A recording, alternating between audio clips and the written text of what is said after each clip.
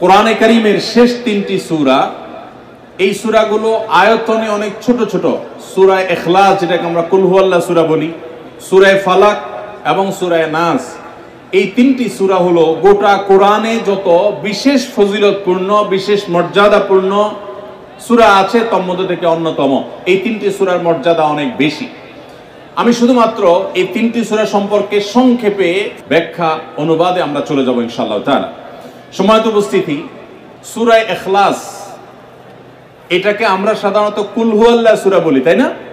এই সূরাগুলো অর্থাৎ শেষের দিককার সূরাগুলো আমরা যেহেতু বেশি নামাজের মধ্যে পাঠ করি, এই সূরাগুলোর অর্থ যদি আমি জানি, ব্যাখ্যা যদি আমি জানি, তাহলে নামাজের মধ্যে মনোযোগ ধরে রাখা সহজ হবে। কারণ আপনি মুখে কি পড়তেছেন আপনি নিজে অর্থ বুঝেন না, মন্ত্রের মতো পাঠ করতেছেন, যদিও না বুঝে পড়লেও আপনি সওয়াব পাবেন, কিন্তু না বুঝে পড়লে তো আর এই কোরআনে আল্লাহ কি বলেছে এটা আপনি জানতে পারবেন না, না জানলে সেই অনুযায়ী আপনি আমলও করতে পারবেন না। এই জন্য আমাদেরকে বুঝতে হবে।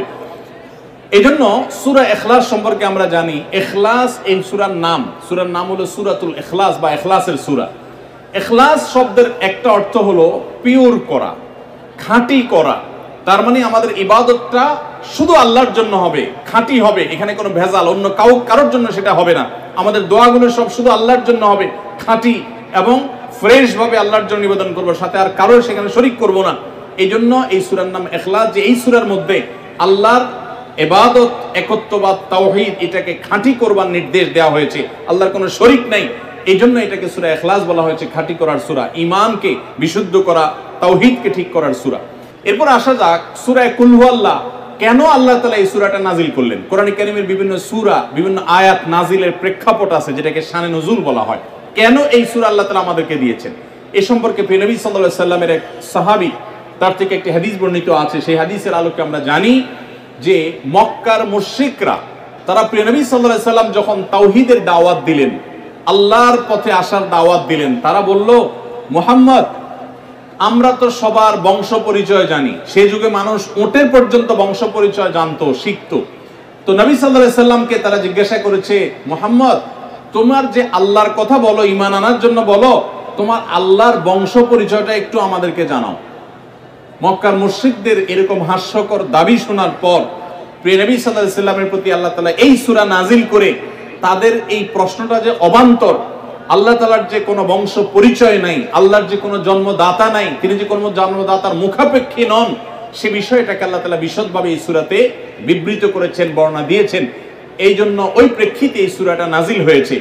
কোন উলামায়ে কেরাম, কোন মুফাসসিরগণ অবশ্য ভিন্ন আরো একাধিক কথাও বলেছেন, তবে এটি সবচেয়ে প্রসিদ্ধ এবং বেশিরভাগ মুফাসসিরদের মতে এটি যে সূরা ইখলাস, কুল হুয়াল্লাহ সূরা নাজিল হয়েছে মক্কার মুশরিকরা প্রিয় নবী সাল্লাল্লাহু আলাইহি সাল্লামের কাছে আল্লাহর বংশ পরিচয় জানতে চাওয়ার মতো মূর্খতাসুলভ প্রশ্ন করেছে। সেই প্রশ্নের জবাবে এই সূরায় আল্লাহ রাব্বুল আলামিন বিস্তারিত বিবরণ দিয়েছেন।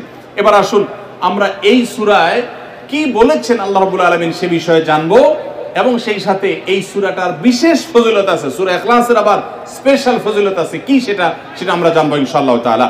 আমরা প্রথমে আসুন সূরার অর্থ আমরা জেনে নেই। কুল হুয়াল্লাহু আহাদ। কুল হুয়াল্লাহু আহাদের অর্থ হলো বলুন। কুল মানে বলুন। এই কুলটা বড় কাফের কুল। আমরা অনেকে কয় রস্যকার কুল ও কুল, বড়ই লিখতে যে কুল লিখি আমরা ওইরকম বলি। এই কাফটা ভেতর থেকে আসবে, কুল। কুল কুল বললে তার অর্থ হবে বলো। আর যদি ছোট কাফের কুল, অর্থাৎ বাংলা করসুকার কুল ও কুল লিখি যে আমরা ওরকম কুল যদি বলেন, আরবিতে তার অর্থ হলো খাও। একটা হলো বলো, আরেকটা হলো খাও। অর্থের মধ্যে বেশ কম আছে না? নেই, অনেক বেশ কম। কোথায় খাওয়া আর কোথায় বলা। এই জন্য এই কফটাকে একটু শুদ্ধ করার চেষ্টা করতে হবে। কুল ভিতর থেকে, কুল কুল হুয়াল্লাহু আহাদ। এর অর্থ কি? কুল মানে বলুন। আল্লাহ তাআলা তার রাসূলকে বলছেন, হে রাসূল, আপনার ভেতরে যে বিশ্বাস আছে তাওহীদের প্রতি, সেই বিশ্বাসকে প্রকাশ করে বলুন, হুয়াল্লাহু, হুয়া মানে তিনি, আল্লাহ মানে তো আল্লাহ, বলুন যে তিনি আল্লাহ, আহাদ মানে একক, অদ্বিতীয়, তার কোনো শরীক নাই, তার কোনো অংশীদার নাই, তিনি একক। বংশ পরিচয়ে তার থাকার প্রশ্নই ওঠে না। যিনি একক, যিনি অদ্বিতীয়, যার কোনো শরীক নাই এবং যার কোনো পার্টনার নাই, যার কোনো ফ্যামিলির সদস্য নাই, যিনি একক, তার বংশ পরিচয় জানতে চাওয়া এটা মূর্খতা এবং অজ্ঞানতা। এজন্য আল্লাহ রাব্বুল আলামিন জানিয়েছেন কুল হুয়াল্লাহু আহাদ, বলে দিন তিনি আল্লাহ যিনি একক, আল্লাহুস সামাদ, আল্লাহ হলেন সমাদ। সমাদ শব্দের অর্থ হলো যে তিনি হলেন সেই মহান সত্তা সবাই যার কাছে মুখাপেক্ষী, তিনি কারোর কাছে মুখাপেক্ষী নন। সমাদ মানে হলো যিনি অমুখাপেক্ষী, যিনি কারো মুখাপেক্ষী না। পৃথিবীর সকল সৃষ্টি তার মুখাপেক্ষী, তিনি কারো মুখাপেক্ষী না। যেহেতু তিনি কারো মুখাপেক্ষী না, অতএব তার বাপেরও প্রয়োজন নাই, তার মায়েরও প্রয়োজন নাই, তার সন্তানের প্রয়োজন নাই, বন্ধুর প্রয়োজন নেই, তার কারোর কোনো প্রয়োজন নেই। সবার তাকে প্রয়োজন, কিন্তু তিনি কারোর কাছে মুখাপেক্ষী নন। আল্লাহুস সামাদ, লাম ইয়ালিদ ওয়া লাম ইউলাদ, যেহেতু তিনি কারো মুখাপেক্ষী নন, এজন্য তিনি কাউকে জন্ম দেননি। ওয়া লাম ইউলাদ, এবং তাকেও কেউ জন্ম দেয়নি। যেহেতু তিনি কোনো কারো মুখাপেক্ষী না, এজন্য তার বাপ মারও প্রয়োজন নাই। আমরা দুনিয়াতে আসার জন্য বাপ মার মুখাপেক্ষী, বাপ মা ছাড়া আসতে পারে না। যেহেতু আল্লাহ কারো মুখাপেক্ষী নন, এই জন্য তার কোনো জন্মদাতার প্রয়োজন হয়নি। ওয়া লাম ইউলাদ, এবং তিনি কাউকে জন্ম দেননি। কারণ আমাদের সন্তান সন্ততি জন্ম দিতে হয় আমাদের প্রয়োজনে, কারণ আমার বংশধারা ধরে রাখতে হবে, আমার নামটা ধরে রাখতে হবে, আমার সম্পদ রক্ষণাবেক্ষণ করতে হবে, বৃদ্ধকালে আমাকে দেখাশোনা করতে হবে। এইসব কারণে আমাদের সন্তানের প্রয়োজন হয়। আল্লাহ তাআলা যেহেতু মুখাপেক্ষী নন কোনো কিছুর প্রতি, এই জন্য তার কাউকে জন্ম দিয়ে তার বংশ টিকায় রাখারও প্রয়োজন নাই, আবার তাকে কেউ জন্ম দেওয়ারও প্রয়োজন নাই। ওয়ালাম ইয়াকুল্লাহু কুফুয়ান আহাদ, আর তার কোনো সমকক্ষ নাই, তার সমান কেউ নাই, তার সাথে কোন প্রকার সাদৃশ্য হতে পারে এমন আর কেউ নেই। তিনি অদ্বিতীয়, তিনি একক। এই ছোট ছোট 4টি সূরায় আল্লাহ তাআলার 3টি গুণবাচক নাম আল্লাহ উল্লেখ করেছেন। আল্লাহর মূল নাম যেটা সেটা উল্লেখ করেছেন আল্লাহ, তার জাতে পাকের নাম, আর এর পাশাপাশি আরো 2টি গুণবাচক নাম উল্লেখ করেছেন। এক হলো আহাদ মানে একক, এটা আল্লাহর গুণবাচক নাম, আর একটা হলো সমাদ, এটাও আল্লাহর গুণবাচক নাম। এই নামগুলো আল্লাহ তাআলা উল্লেখ করেছেন।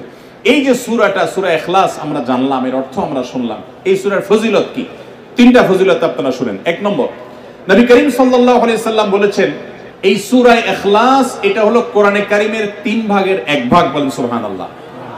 সূরা ইখলাস বা কুল হুয়াল্লাহ সূরাটা হলো কোরআনে কারীমের কয় ভাগের 1 ভাগ? 3 ভাগের 1 ভাগ। 3 ভাগের 1 ভাগের মানে কি? এই সম্পর্কে কোন কোন তাফসীরবিদগণ বলেছেন এর মানে হলো গোটা কোরআনে আল্লাহ তাআলা মৌলিকভাবে 3টা বিষয়ের আলোচনা করেছেন। নাম্বার 1 তাওহীদ, একত্ববাদ, ঈমান সম্পর্কে। নাম্বার 2 আখবার, বিভিন্ন জাতি গোষ্ঠীর ইতিহাস আল্লাহ এখানে আলোচনা করেছেন। নাম্বার 3 এই কোরআন আল্লাহ তাআলা আলোচনা করেছেন আহকাম বা বিধিবিধান। ঈমানটা মানুষের, বিশ্বাসটা মানুষের সবচেয়ে গুরুত্বপূর্ণ। বিশ্বাস মানুষকে পরিচালনা করে, জন্য কোরআনে এটার আলোচনা সবচেয়ে বেশি। এরপর ইতিহাসের আলোচনা মানুষের অনেক বেশি প্রয়োজন শিক্ষা গ্রহণ করবার জন্য পূর্বের ঘটনাবলী থেকে, সেজন্য সেগুলোও আছে। আর 3 নম্বর বিধিবিধান, মানুষ কিভাবে চললে কোন দিকে গেলে লাভ হবে, কোথায় গেলে ক্ষতি হবে, সে হালাল হারামের বিবরণ কোরআনে আছে। 3টা বিষয়ের আলোচনার মধ্যে একটা হলো তাওহীদ বা ঈমান। এই সূরা ইখলাস এমন একটা সূরা কোরআনের, এই একটা সূরাতে পুরা সূরার 4টা আয়াতের সবগুলো আয়াতে শুধু ঈমান সম্পর্কে, শুধু আল্লাহর জাত সম্পর্কে বলা আছে। বলেন সুবহানাল্লাহ। ভাইরা আমার, এই সূরা ইখলাস বা সূরা কুল হুয়াল্লাহ এটা কোরআনে কারীমের 3 ভাগের 1 ভাগ। এটা একটা ব্যাখ্যা। আরেকটা ব্যাখ্যা হলো কোরআনে কারীম যদি কেউ পুরাটা পড়তে পারে, যে পরিমাণ সওয়াব সে লাভ করবে। শুধু কুল হুয়াল্লাহ সূরা যদি একবার পাঠ করে, কয়বার? একবার যদি পাঠ করে, কোরআনে কারীমের 3 ভাগের 1 ভাগ তেলাওয়াত করার সওয়াব আল্লাহ তাআলা ওই ব্যক্তিকে দান করে। তাহলে যদি কেউ 3 বার পাঠ করে, তাহলে এখান থেকে বোঝা যায় যে আল্লাহ তাআলা তাকে পুরা কোরআন একবার তেলাওয়াতের সওয়াব দান করবে। পুরা কোরআন কষ্ট করে তেলাওয়াত করলে সেটার যে মর্যাদা হবে সেটা অবশ্যই ভিন্নতর। কিন্তু সূরা ইখলাস এটাকে 3 বার পাঠ করলে আল্লাহ রাব্বুল আলামিন কোরআনে কারীমের পূর্ণাঙ্গ কোরআন তেলাওয়াতের সওয়াব পাবেন বলে অনেক উলামা ইকরাম মুহাদ্দিসিন ইকরাম বলেছেন এই হাদিসের আলোকে। এটা হলো এর প্রথম ফজিলত। দ্বিতীয় ফজিলত হলো আমাদের প্রিয় নবী সাল্লাল্লাহু আলাইহি ওয়াসাল্লামের সময় তিনি এক দলকে একটা অভিযানে পাঠিয়েছেন। তাদের মধ্যে যিনি ইমাম সাহেব ছিলেন, ওই আল্লাহর বান্দা প্রত্যেক নামাজের মধ্যে যে কোনো সূরা পড়তেন, যে কোনো কেরাত পড়তেন, শেষে সূরা ইখলাসটা অবশ্যই পাঠ করে তারপর রুকুতে যাইতেন।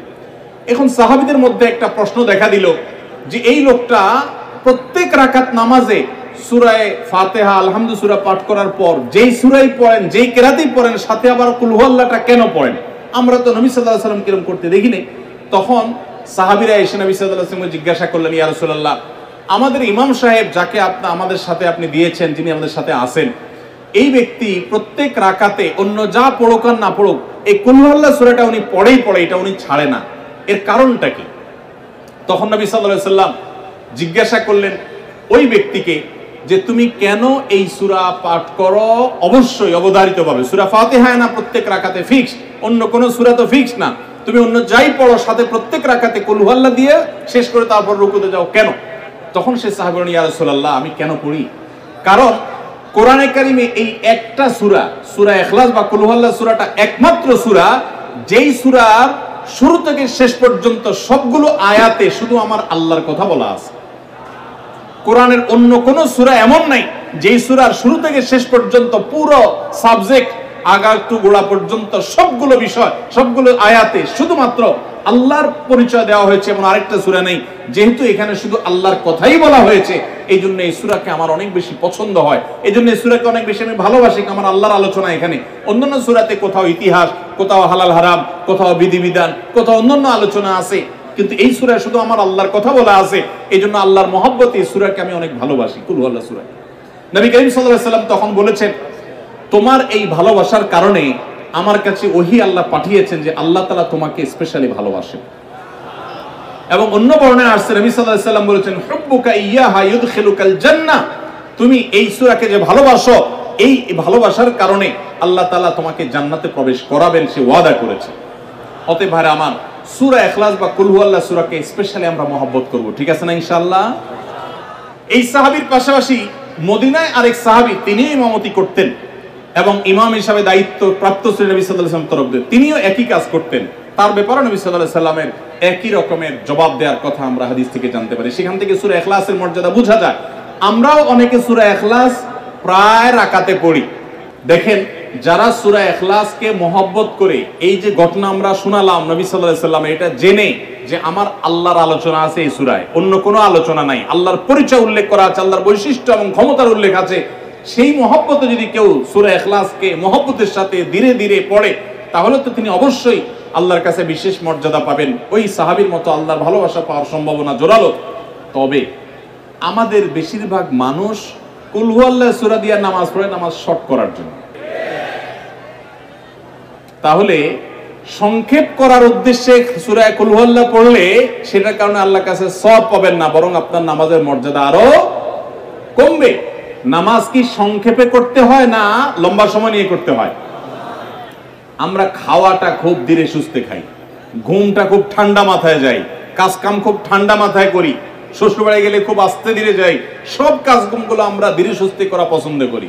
শুধু নামাজের বেলা আসলে, জিকির তসবির বেলা আসলে আমরা 4G 5G গতিতে, তুফান মেলের গতিতে যত তাড়াতাড়ি সম্ভব করার চেষ্টা করি।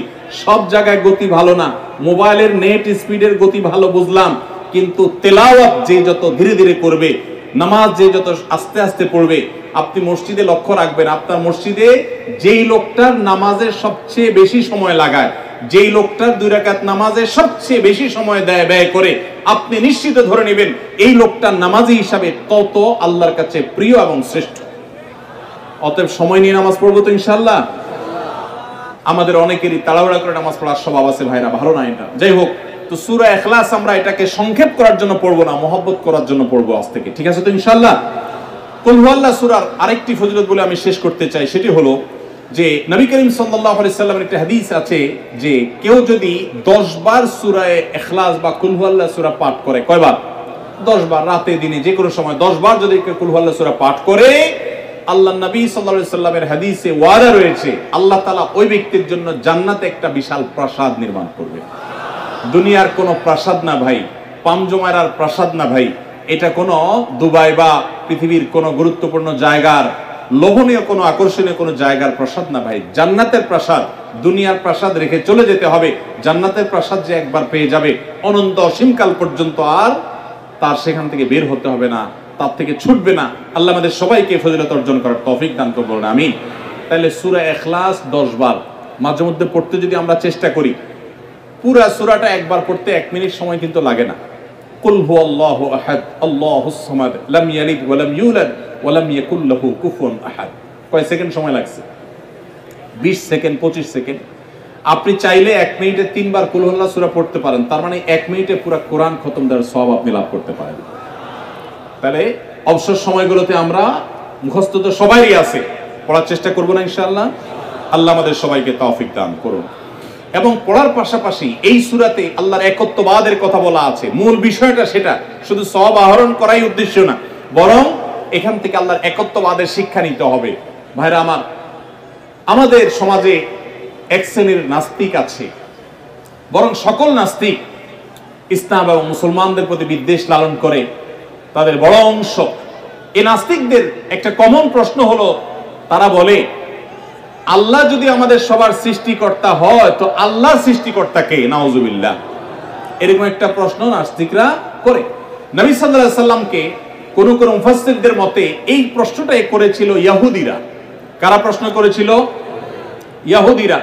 সেই জবাবে আল্লাহ তাআলা এই আয়াত নাযিল করেছেন এবং জানিয়েছেন যে আল্লাহ তিনি কারোর জন্ম দেওয়ার মুখাপেক্ষী নন, তাকে কেউ জন্ম দেয়নি, তিনি কারোর মুখাপেক্ষী নন। এখন প্রশ্ন হতে পারে, আচ্ছা আল্লাহ তাআলা তিনি আমাদের সৃষ্টি করলেন বুঝলাম, তাহলে আল্লাহকে কে সৃষ্টি করলো, যেটা নাস্তিকরা করেছে। এই প্রশ্নটা একটা অমূলক প্রশ্ন এবং ভুল প্রশ্ন। এই প্রশ্নটা একটা ভুল প্রশ্ন। কিভাবে ভুল প্রশ্ন? আল্লাহ তাআলা কি সৃষ্টি না স্রষ্টা? সবাই উত্তর দেন। আল্লাহ কি সৃষ্টি নাকি সৃষ্টিকর্তা? আল্লাহ যদি সৃষ্টিকর্তা হন, স্রষ্টা হন, তাহলে তার আবার যদি সৃষ্টিকর্তা খোঁজেন, সৃষ্টিকর্তার জন্য যদি আবার সৃষ্টিকর্তা খোঁজেন, তাহলে তিনি তো আর সৃষ্টিকর্তা হলেন না, তাহলে তিনি সৃষ্টি হয়ে গেলেন। কথা বুঝেন নাই? যার স্রষ্টা থাকে তাকে সৃষ্টি বলে। আমার একজন স্রষ্টা, এক সত্তা আছে, স্রষ্টা, যিনি আমাকে সৃষ্টি করেছেন, আপনাকে সৃষ্টি করেছেন, তাহলে আমরা হলাম সৃষ্টি। যাকে কেউ সৃষ্টি করে তিনি হলেন সৃষ্টি। আমাদের আল্লাহর যদি আরেকজন স্রষ্টা আপনি খোঁজেন, তার মানে আপনি আল্লাহকে সৃষ্টি মনে করতেছেন। আসলে আল্লাহ তো সৃষ্টি না, তিনি হলেন কে?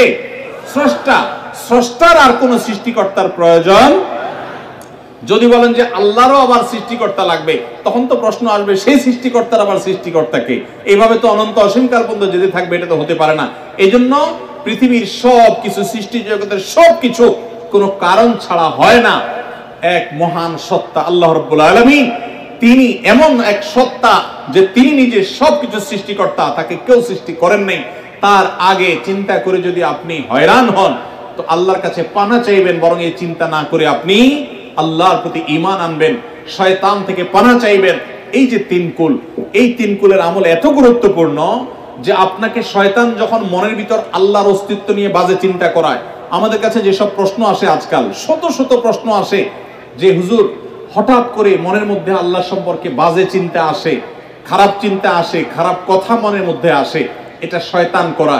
এটা যখন মনের মধ্যে আসবে, সাথে সাথে আউযু বিল্লাহি মিনাশ শাইতানির রাজিম পড়বেন, এই সূরা ইখলাস, ফালাক, নাস পড়বেন এবং বাম দিকে প্রতীকী থুতু শুয়ের আগায় যে পরিমাণ থাকে এরকম থুতু বাম দিকে যদি নিক্ষেপ করেন এবং আউযু বিল্লাহ পাঠ করেন, আল্লাহ তাআলা শয়তান থেকে পানাহ দান করবেন। এবং মনে রাখবেন, মুসলমানের মনের ভিতরে আল্লাহ সম্পর্কে বাজে চিন্তা আসলে বুঝতে হবে যে ইবলিস হাজির হয়ে গেছে। কে হাজির হয়েছে? ইবলিস আমার মনের ভিতরে কুচিন্তা ঢুকাচ্ছে। এটা মনে হওয়ার সাথে সাথে আমি আরো জোরসে বলবো, কুল হুয়াল্লাহু আহাদ আল্লাহুস সামাদ লাম ইয়ালিদ ওয়া লাম ইউলাদ ওয়া লাম ইয়াকুল লাহু কুফুয়ান আহাদ। আল্লাহ আমাদের সবার ঈমানকে হেফাজত করার তৌফিক দান করুন। ভাইরা আমার, তারে আমরা সূরা ইখলাস সম্পর্কে জানলাম, এই সূরার ফজিলত এবং মর্যাদা সম্পর্কে জানলাম, কখন পাঠ করতে হয় সেটাও জানলাম, এর অর্থও জানলাম। বেশি বেশি করে অর্থ বুঝে বুঝে প্রত্যেকটা আয়াতের অর্থ মনে করে করে নামাজে পড়বেন, সকাল সন্ধ্যা পড়বেন। আল্লাহ তাআলা আমাদেরকে তার জাতের প্রতি, তাওহীদের প্রতি ঈমানকে সঠিকভাবে অবিচল ভাবে রাখার তৌফিক দান করুন। আল্লাহ একক। কোন দিক থেকে? ইবাদতের উপযুক্ততার ক্ষেত্রে আল্লাহ একক। ইবাদত আর কেউ পাওয়ার উপযুক্ত নাই। সমস্ত ইবাদত, সকল দোয়া, সকল প্রার্থনা শুধু কার কাছে হবে? অতএব কোনো বিপদে পড়লে কোনো মাজারে গিয়ে, কোনো মৃত মানুষের কাছে, কোনো মুর্দা পীরের কাছে, কোনো অদৃশ্য শক্তির কাছে সাহায্য চাইলে সেটা শিরক। অনেকে দেখবেন নিজে দোয়া করে না, হুজুরের কাছে শুধু দোয়া চায়। হুজুরের কাছে দোয়া চাওয়াটা গুনাহের কথা না, এটা জায়েজ, চাওয়া যায়। কিন্তু নিজে না করে সারাদিন শুধুমাত্র হুজুরের কাছে দোয়া চাওয়াটা ভুল। আপনি নিজে আল্লাহর কাছে দোয়া করা শিখবেন। আল্লাহ বলেছেন যে উদউনি আস্তাজিব লাকুম, তোমরা আমার কাছে দোয়া করো। আল্লাহ বলেছেন আমি তোমাদের দোয়া কবুল করব, আল্লাহ ওয়াদা করেছেন। আপনি যত নাখান্দা মানুষ হন, আপনি যত সাধারণ মানুষ হন, আমরা যত গুনাহগার মানুষ হই না কেন, আমরা যদি আল্লাহর কাছে হাত তুলে হুজুররা যেরকম মায়ের পেজ দিয়া সুন্দর সুরে সুরে কণ্ঠে আপনার মধুরতা মাখিয়ে তারপরে আপনার ছন্দের তালে তাল মিলিয়ে কবিতার ছন্দের সাথে আয়াত পড়ে দোয়া পড়ে আল্লাহর কাছে চাইতে পারে, আমরা এত সুন্দর করে চাইতে পারি না, কোনো অসুবিধা নেই ভাইরা আমার। আল্লাহর কাছে চাওয়ার জন্য মায়ের পেচের কোনো কথার দরকার হয় না, চালাকির দরকার হয় না। আরে যার বলার শক্তি পর্যন্ত নাই সেই বউ যদি মনে মনে আল্লাহর কিছু চায়, কাছে কিছু চায়, আল্লাহ তাআলা আলিমুম বিদাতি সুদূর, বান্দার অন্তরের খবর পর্যন্ত আল্লাহ রাখেন, তার দোয়াও আল্লাহ তাআলা কবুল করেন। এখন আপনারা অনেকে বলবেন আমি এত বেশি নামাজ কালাম পড়ি না, আমি অনেক গুনাহ করি, গান শুনি, হারাম কাজ করি, অনেক খারাপ কাজে লিপ্ত, আমার দোয়াকে আল্লাহ কবুল করবেন? আমি আপনাকে কোরআনের আলোকে আল্লাহর প্রতি আস্থা রেখে বলছি যে আপনি যত গুনাহগার বান্দাই হন না কেন, আল্লাহর কাছে যদি আপনি চাওয়ার জন্য সেই রকম আন্তরিকতা নিয়ে আপনি চান, খুব মায়ের পেজ দিয়ে না চান, আল্লাহ আমি একটু চাকরি নিয়ে বিপদে আছি, আল্লাহ আপনার হাতে সব কিছু, আমার মালিক, আমার কর্তৃপক্ষ, বস, সবার মন আপনার নিয়ন্ত্রণে, আপনি আমার চাকরির সমস্যাটা দূর করে দেন, আল্লাহ আমি বিপদে আছি এটা দূর করে দেন, আল্লাহ তাআলা আপনার দোয়া কবুল করবেন। এজন্য আমরা দোয়া করব কার কাছে? ইনশাআল্লাহ আল্লাহর কাছে। ওয়াইদা সাআলতা ফাসআলিল্লাহ ওয়াইদা ইসতাআনতা ফাসতাইন বিল্লাহ। নবী সাল্লাল্লাহু আলাইহি ওয়াসাল্লাম শিক্ষা দিয়েছেন তার এক সাহাবীকে, চাইবা যখন আল্লাহর কাছে, সাহায্য চাইবা আল্লাহর কাছে। আল্লাহ আমাদের সবাইকে তৌফিক দান করুন। তাহলে সূরা ইখলাসের মূল শিক্ষাটা হলো, সূরা ইখলাস আমাদেরকে তাওহীদবাদী হতে শেখায়, একত্ববাদের শিক্ষা দেয়। ইহুদিরা তারা উযাইর আলাইহিস সালামকে আল্লাহর পুত্র বলে, নাউজুবিল্লাহ। খ্রিস্টানরা ঈসা আলাইহিস সালামকে আল্লাহর পুত্র বলে, নাউজুবিল্লাহ। মারিয়ামকে আল্লাহর স্ত্রী বলে, নাউজুবিল্লাহ। মক্কার মুশরিকরা ফেরেশতাদেরকে আল্লাহর কন্যা বলে, নাউজুবিল্লাহ। এই সব কিছু থেকে পবিত্র মুসলমানেরা তারা কোনো প্রকার সীমা লঙ্ঘন করে না, তাদের নবীকে অন্য কাউকে আল্লাহর সন্তান সাব্যস্ত করে না। কোরআনের এই সূরায় আল্লাহ তাআলা সেটাই বলেছে। অতএব আল্লাহ সম্পর্কে সেই সঠিক ধারণাটা আমরা গ্রহণ করব, এটা হলো এই সূরার শিক্ষা। এবার আসা যাক সূরা ফালাক এবং নাস। সূরা ফালাক এবং সূরা নাস এই দুইটা সূরাকে বলা হয় মুআউযাতাইন। মুআউযাতাইন মানে হলো যেই দুইটা সূরা দিয়ে আল্লাহর কাছে আশ্রয় চাওয়া হয়, আল্লাহর কাছে অ্যাপ্লিকেশন, বিপদে আপদে অসুখে বিসুখে মুসিবতে আল্লাহর কাছে, মহান রবের কাছে আশ্রয় চাওয়ার সূরা হলো এই দুইটা সূরা। এইজন্য এগুলোকে বলা হয় মুআউযাতাইন। মুআউযাতাইন শব্দের অর্থই হলো আল্লাহর কাছে যে সূরা দিয়ে আশ্রয় চাওয়া হয়, সেটা হলো সূরা ফালাক আর সূরা নাস। আপনার যদি কোনো বিপদ হয়, অনেক সময় মানুষ বলে ভাই আমার বাচ্চাটার এই সমস্যা, আমার ওই ওয়াইফের এই সমস্যা, আমার স্বামীর এই সমস্যা, আমার এই সমস্যা, আমরা আল্লাহর কাছে আশ্রয় চাইতে জানি না। আজকে শিখে যান, আপনি কোন আলেমের কাছ থেকে দোয়া দুরুদ পড়িয়ে নিতে পারেন, পানি পড়া নিতে পারেন, তেল পড়া নিতে পারেন, শরীরে ফু দিয়ে নিতে পারেন, এগুলো জায়েজ। রুকিয়া, ঝাড়ফুঁক বলে এগুলোকে, কোরআন আয়াত দিয়ে এগুলো করলে অসুবিধা নেই ঝাড়ফুঁক করা। কিন্তু আপনারা যারা এখানে আছেন সবাই এই আমলটা করতে পারেন। সেটা কি? সূরা ফালাক এবং সূরা নাস আপনারা ঠিকমতো পড়বেন। দেখেন আপনার বাচ্চার কোনো অসুবিধা হয়েছে, আপনি নিজে পড়বেন। কোনো হুজুরি দিয়ে করাতে পারলে ভালো। রাত 10টা বাজে বাচ্চা হঠাৎ কান্নাকাটি শুরু করছে, অস্বাভাবিক, আপনার কাছে মনে হচ্ছে অস্বাভাবিক কিছু, তো আপনি সূরা ইখলাস, সূরা ফালাক, সূরা নাস 3 বার পড়ে বাচ্চাকে ফু দেন। যদি আল্লাহর প্রতি ইয়াকিন থাকে আপনার, আল্লাহর শপথ করে বলছি, আমি নিজে আমার জীবনে বহুবার এই 3 সূরা পড়ে তৎক্ষণাৎ একেবারে পড়ার সাথে সাথে আমি কার্যকরিতা আমার চোখে বহুবার দেখেছি, আলহামদুলিল্লাহ। অতএব আপনি যদি ইয়াকিনের সাথে সূরা ফালাক, সূরা নাস, বিশেষ করে এই দুইটা সূরা আর সূরা ইখলাস সহ পড়তে পারলে আরো ভালো, তিনটা সূরা যদি আপনি পড়ে বাচ্চাকে ফু দেন, নিজের শরীরে ফু দেন। নবী করিম সাল্লাল্লাহু আলাইহি ওয়াসাল্লাম সূরা ফালাক, সূরা নাস এই দুইটা সূরা পড়ে নিজের শরীরে প্রায় ফু দিতেন, আমাদের আয়েশা তাআলা বর্ণনা করেছেন। এইজন্য এই দুইটা সূরা আমাদের পড়া উচিত। সেই সাথে নবী সাল্লাল্লাহু আলাইহি ওয়াসাল্লাম এক সাহাবীকে বলেছেন, তুমি কি জানো আজকে রাতে যে দুইটা সূরা আমার প্রতি নাজিল হয়েছে, যে আয়াতগুলো নাজিল হয়েছে, এইরকম আয়াত কোরআনে আরেকটা নাজিল হয় নাই। গোটা কোরআনে অন্য কোন সূরা, অন্য কোন আয়াত এরকম না, এগুলোর সমকক্ষ না। এরকম বিশেষ ফজিলতপূর্ণ আয়াতগুলো অর্থাৎ সূরা ফালাক, সূরা নাস আজকে রাতে নাজিল হয়েছে, নবী সাল্লাল্লাহু আলাইহি ওয়াসাল্লাম এক সাহাবীকে বলেছেন। এবং নবী সাল্লাল্লাহু আলাইহি ওয়াসাল্লাম মাঝে মধ্যে এই সূরাগুলো দিয়ে ইমামতি করতেন, নামাজে পাঠ করতেন। আমাদের আয়েশা বলেছেন তিনি এগুলো পড়ে নিজের প্রতি নিজে ফু দিতেন, নিজেকে রক্ষা করার চেষ্টা করতেন। এই দুইটা সূরা নাজিল হওয়ার যে প্রেক্ষাপট, সেই ঘটনা শুনলে আমাদের ঈমান আরো বেড়ে যাবে ইনশাআল্লাহ। নবী সাল্লাল্লাহু আলাইহি ওয়াসাল্লাম একবার অসুস্থ হয়ে পড়েছেন এবং অসুস্থতাটা এত মারাত্মক ছিল যে আমাদের আয়েশা রাদিয়াল্লাহু তাআলা বলেছেন অনেক কাজ তিনি করেন নাই, অথচ তিনি বলতেন তিনি করেছেন, মানে তার মনে হতো তিনি করেছেন। আবার অনেক কাজ তিনি করেছেন, তিনি ভুলে যেতেন। মানে এরকম একটা অবস্থা তার তৈরি হয়েছে যে স্বাভাবিক না অস্বাভাবিক, আমাদের অনেকের হয়। তখন প্রিয় নবী সাল্লাল্লাহু আলাইহি সাল্লাম বিভিন্ন তখনকার যে চিকিৎসক ছিল তাদের সহযোগিতা নিয়েছেন, বিভিন্ন ট্রিটমেন্ট করেছেন, কিন্তু কোনোভাবে কোনো কাজ হচ্ছিল না। আল্লাহ রাব্বুল আলামিন তার নবী সাল্লাল্লাহু আলাইহি সাল্লামের চিকিৎসার জন্য দুইজন ফেরেশতা পাঠিয়েছেন। তাদের একজন ফেরেশতা নবী সাল্লাল্লাহু আলাইহি সাল্লাম স্বপ্নে দেখছেন যে একজন ফেরেশতা তার মাথার কাছে এসে দাঁড়িয়েছে নবী সাল্লাল্লাহু আলাইহি সাল্লামের, আরেকজন ফেরেশতা নবী করিম সাল্লাল্লাহু আলাইহি সাল্লামের পায়ের কাছে এসে দাঁড়িয়েছে।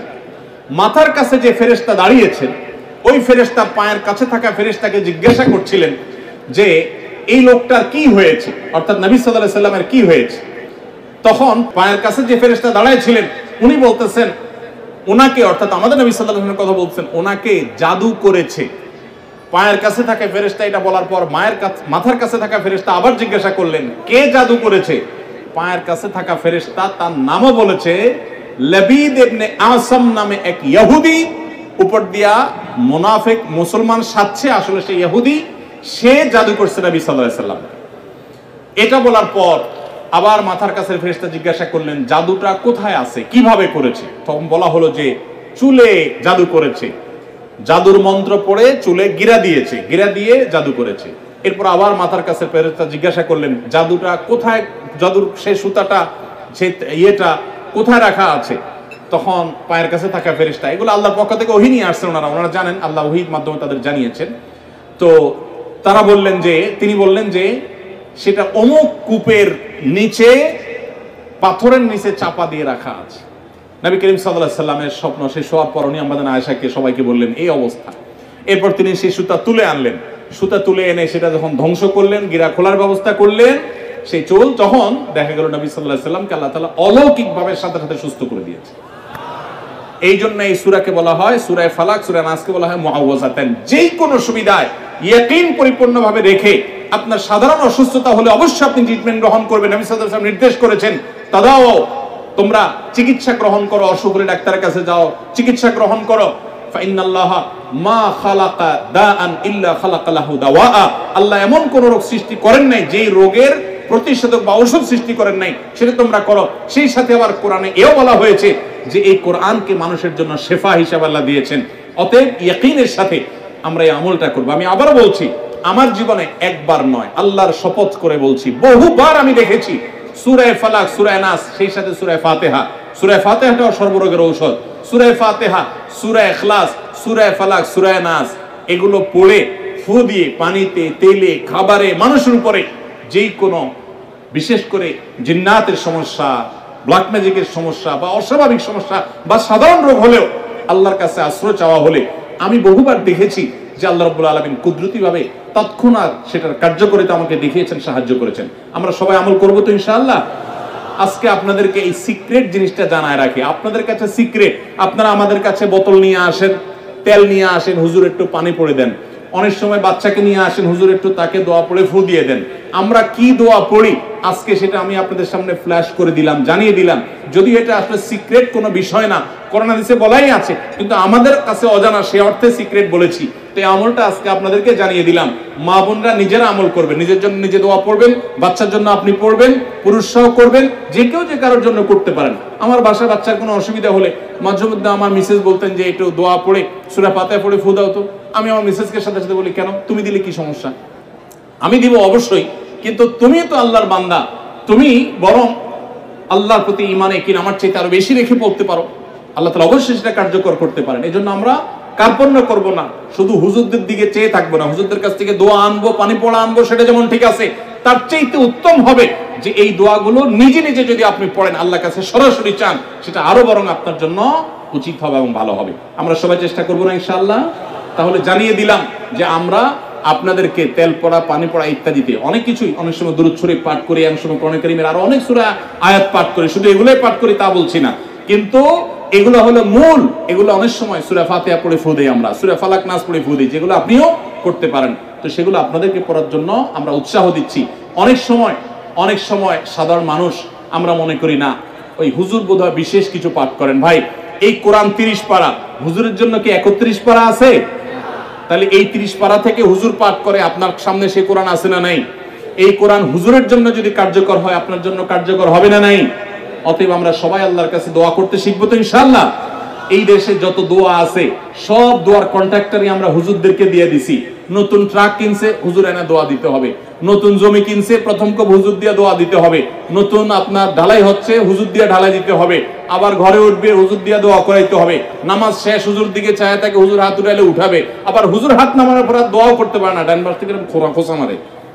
মানে হুজুর নামানোর শেষ তুমি এখনো কি করো, আছে না নাই? আমরা আল্লাহর কাছে নিজে নিজে চাওয়া শিখবো কি শিখবো না বলেন? আল্লাহর বান্দাদের সবাইকে আল্লাহ বলেছেন উদউনি আস্তাজিব লাকুম, তোমরা সবাই আমার কাছে দোয়া করো, আমি দোয়া কবুল করব। অতএব আল্লাহর কাছে দোয়া করতে শিখবে তো ইনশাআল্লাহ। সূরা ফালাক, সূরা নাস, এগুলো আল্লাহর কাছে আশ্রয় চাওয়ার দোয়া। ভাইরা আমার, ঘরে ঘরে জিন্নাতের সমস্যা, ব্ল্যাক ম্যাজিকের সমস্যা আমরা ফিল করি না, অনুভব করি না। আর রক্ষার উপায় হলো এই দুইটা সূরা। স্বয়ং আল্লাহর নবীকে আল্লাহ তাআলা প্রতিষেধক দিয়েছেন, আমাদের জন্য এটা প্রতিষেধক। আমরা আমল করব তো সবাই ইনশাআল্লাহ। ভাইরা আমার, সূরা ফালাক, সূরা নাস, এগুলোর কথা আমরা জানলাম। যখনই কোনো সমস্যা হবে, বিশেষ করে যে বললাম সকাল সন্ধ্যা যদি তিনবার পড়েন, রাতের সময় পড়েন, ইনশাআল্লাহ কোনো কিছুতে আপনার ক্ষতি করতে পারবে না। বিশেষ করে ব্ল্যাক ম্যাজিক এবং সেহের থেকে কেউ আপনাকে যেন করতে না পারে, জাদু, কালো জাদু, কেউ যেন আপনার জিনে যেন কোনো ক্ষতি করতে না পারে। এই সূরাগুলো আপনি স্ট্রংলি প্রতিদিন আমল করবেন, ইনশাআল্লাহ দুর্গের মতো আপনি হেফাজত হয়ে যাবেন। আল্লাহ আমাদের সবাইকে আমলের তৌফিক দান করুন। আমরা এই সূরাগুলো তর্জমা করে শেষ করছি। কুল আউযু বিরাব্বিল ফালাক। কুল আউযু বিরাব্বিল ফালাকের অর্থ হলো, কুল মানে ওই যে বলুন, কুল ভিতর থেকে বলতে হবে, কুল বলুন হে রাসূল, আউযু বিরাব্বিল ফালাক, আমি আশ্রয় চাই। ফালাক মানে সকাল, প্রভাত এবং সকালের যে রব পালনকর্তা, তার কাছে আমি আশ্রয় চাই। মিন শাররি মা খালাক, তিনি যা সৃষ্টি করেছেন, তিনি উপকারী জিনিস সৃষ্টি করেছেন, অনেক ক্ষতিকর জিনিসও সৃষ্টি করেছেন, কখনো আমাদের পরীক্ষার জন্য, বা সেটারও অনেক উপকারিতা বা সেটার অনেক রহস্য আছে। তার যত সৃষ্টি আছে, তার কোন সৃষ্টি যেন আমার ক্ষতি করতে না পারে, সেজন্য আমি তার কাছে আশ্রয় চাই। কুল আউযু বিরাব্বিল ফালাক, হে রাসূল বলে দিন, আউযু মানে আমি আশ্রয় চাই, বিরাব্বিল ফালাক মানে সকালের রবের, সকালের পালনকর্তার কাছে। কোত্থেকে আশ্রয় চাই?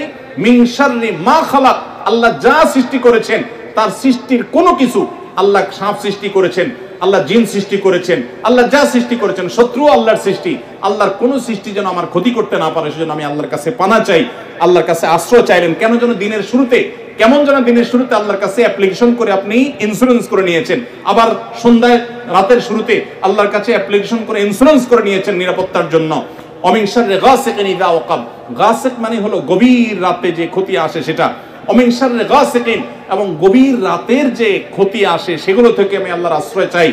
অমিন শাররিন নাফাসাতি ফিল উকাদ, এবং যারা গিরায় ফুৎকার দেয়, জাদুকর, এদের ক্ষতি থেকে আমি আল্লাহর কাছে আশ্রয় চাই। জাদুকররা সাধারণত বিভিন্ন ভাবে জাদু করে, এর মধ্যে বিভিন্ন কালো তাগি দেখবেন, কালো বিভিন্ন রকমের সুতা দেখবেন, এগুলাতে বিভিন্ন মন্ত্র পড়ে পড়ে শয়তানের কাছে আশ্রয় চেয়ে তারা গিরা দেয়, ফু দিয়ে, এগুলো মানুষকে ক্ষতি করে, আরো বিভিন্ন ভাবে এরকম করে তারা। তো সেগুলা থেকে, জাদুকরদের সেই ক্ষতিকর জাদুর প্রভাব থেকে আল্লাহর কাছে পানা চাই। অমিন শাররি হাসিদিন ইযা হাসাদ, আর মানুষ যখন হিংসা করে, এই হিংসা করলে অনেক সময় বদনজর লাগে, বদনজর, এটাকে বলে বদনজর। আপনার ভালো কিছু হতে আরেকজনের জ্বালা পোড়া শুরু হয়েছে, এর কারণে অনেক সময় মানুষ ক্ষতিগ্রস্ত হয়, এটাকে বদনজর বলা হয়। এই বদনজর থেকে, হিংসা থেকে আমি ওই যে সকালের রবের কাছে শপথ করছি।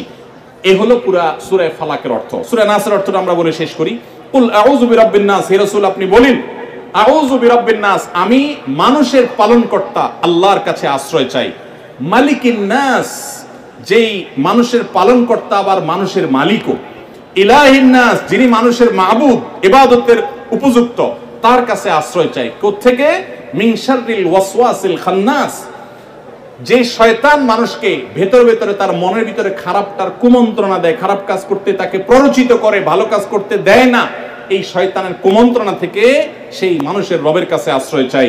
আল্লাযী ইউওয়াসওয়িসু ফি সুদুরিন নাস, যেই খান্নাস, যে শয়তান মানুষের অন্তরের মধ্যে ওয়াসওয়াসা দেয়, কুমন্ত্রণা দেয়। আমাদের মনের ভিতরে খারাপ চিন্তা বেশি আসে না ভালো চিন্তা বেশি আসে?